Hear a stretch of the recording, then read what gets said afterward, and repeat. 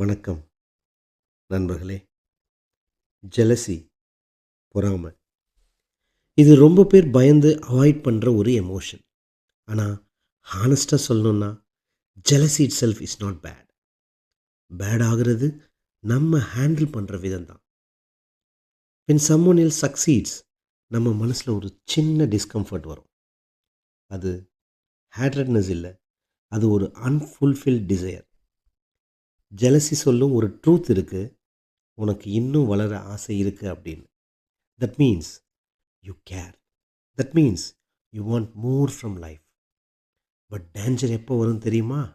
when jealousy turns into comparison, competition and finally self-hate. அவன் ரொம்ப better, அவன் lucky, எனக்கு மட்டும் ஏன் இப்படி?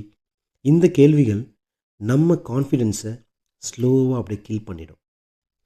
ஹெல்த்தி ஜெலசினா என்னன்னு தெரியுமா? when you see someone winning and say, if they can, I can too.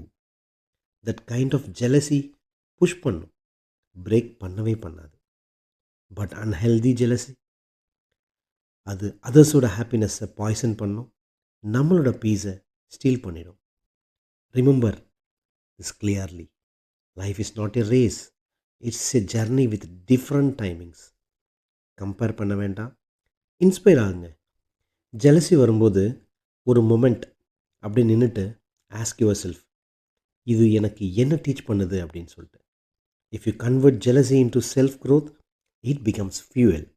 If you let it control you, it becomes fire. So no, jealousy is not evil.